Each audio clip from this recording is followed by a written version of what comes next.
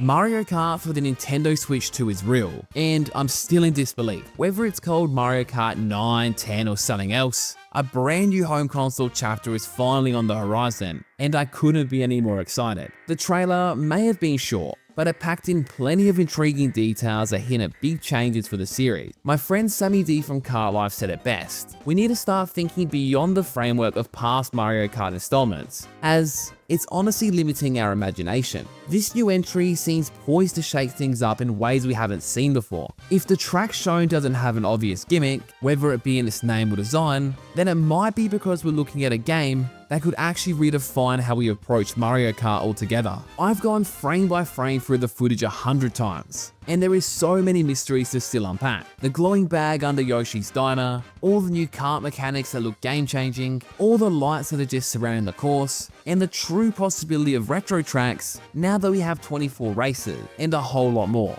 These details have sparked some pretty wild theories, which I want to explore in their own dedicated videos, starting today with the kart and racing mechanics. At first glance, the karts might seem to operate like Mario Kart 8 Deluxe, but a closer look actually reveals some things that I think are truly game-changing. These mechanics could bring a deeper layer of strategy, and there's even nods to past games like Mario Kart Tour, Double Dash, and others. Not everything in this video is concrete, and I honestly do throw in some pretty wild speculation points, but it is all part of the fun and what we can see so far. Before we do get started, I just wanted to let you know that I am going to be giving away a Nintendo Switch 2 and a copy of Mario Kart when this launches. All you need to do to be eligible is just simply be subscribed to this channel, and you also get an extra entry as well if you are in the Swift Cafe Discord and are following on Twitter. Now let's dive into the good stuff. Straight up, the karts in Mario Kart Switch 2 look smaller and a whole lot more compact compared to past games, which gives them this fun kind of bouncy vibe.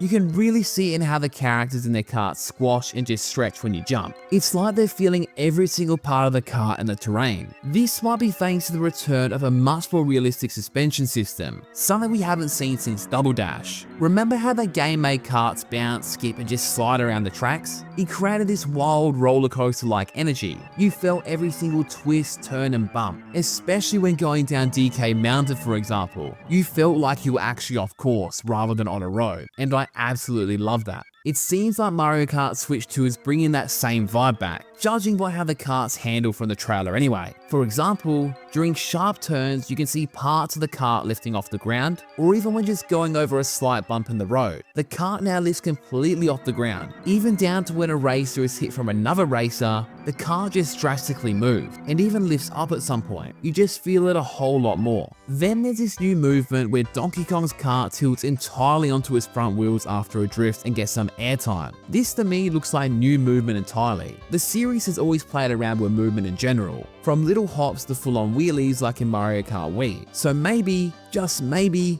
this handling could be opening the door to some fresh mechanic. Imagine them giving us full control over these movements, like you can just tilt the left thumbstick up and you start moving your car up for example. That'd be pretty cool. DK is typically a heavyweight, and he wouldn't just fly off the ground pretty easily, so this to me looks like something a little bit different. Granted, his kart does look pretty light, so maybe it's kart dependent now, who knows. Sammy D raised a pretty great point in the Kart Life server. Imagine being able to just lift the side of your kart barely up and then just dodging items as you race. That would be pretty epic. Leaning into this and also the suspension a little bit further, I want to speak about collisions and just initiating collisions in this game, as it seems to put a much bigger emphasis on it. Collisions now appear to actively affect how your kart handles, depending on your kart and character it seems. Have a close look at how Bowser reacts to a bump from Peach when compared to Toad taking a very similar bump. Bowser just barely flinches, where Toad's kart actually lifts up. This might be the weight statistic in action. Regardless, we're seeing a much more in-depth system here,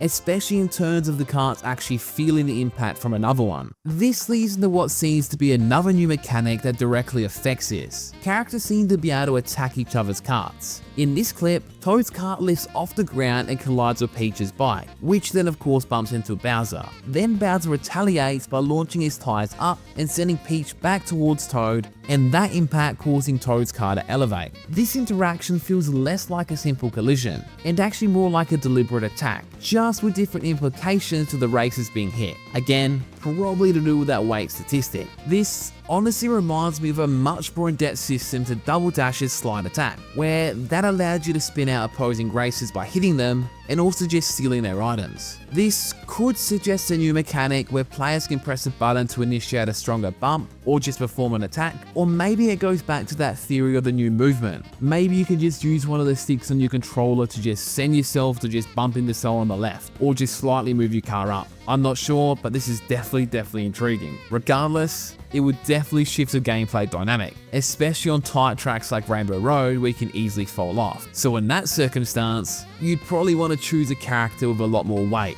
just so you don't get bullied around the track a fair bit. Speaking of, this actually is a callback to the earlier games like Mario Kart 64. Toad, for example, being a lightweight character, always kind of risked heavy characters knocking you all over the track. This kind of faded in later games, but if this were to return again, it would just make that weight statistic a whole lot more important. Again, we saw this from Bowser being hit versus Toad. Another interesting point of observation I noticed from the trailer was to do with how different races responded to the boost pad. Mario's car elevates and gets what seems to be like a prolonged boost just after crossing that boost pad. Then his car is surrounded by a colorful rainbow effect. Luigi's car also lifts up as he gets the boost, but he doesn't get that same rainbow effect, and Bowser's car doesn't even lift off the ground. This could be just due to a manual input from the racers. Perhaps Mario and Luigi actually tilted their car up just for an added boost, kind of like tricking. Or perhaps it could be a hint that Mario's car has a special boost related ability, something similar to Mario Kart Tour's Dash Panel Plus skill. If you don't know what this is from Mario Kart Tour, essentially, specific carts in that game had increased speed boost durations. Some carts gained these boosts from dash panels, where others benefited from things like jump boost, rocket starts, or even slipstreams. There was also specific character items in that game,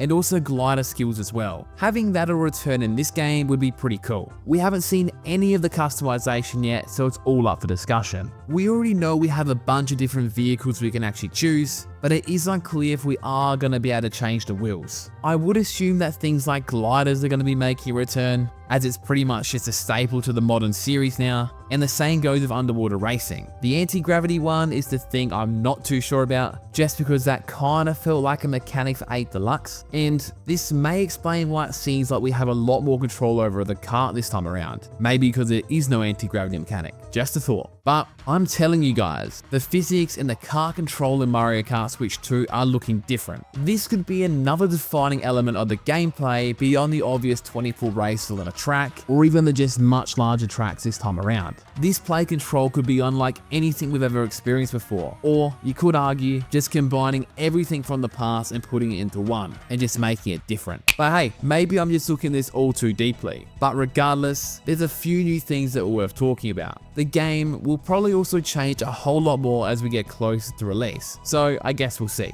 The exciting part is I just don't simply know, and all these are just theories and speculation. This is the fun part of Mario Kart before it releases. Let me know down in the comments section what you think of all of this, and of course let me know your wild theories and your observations. If you did enjoy this video, it'd be super appreciated if you could leave a like and of course subscribe. It honestly really helps out the channel. I have a bunch of other speculation and theory videos, along with some predictions and just general thoughts videos planned as well, so look forward to those coming out very soon. Until next time though, make sure to take care of yourselves, and I'll see you all in the next video. See ya!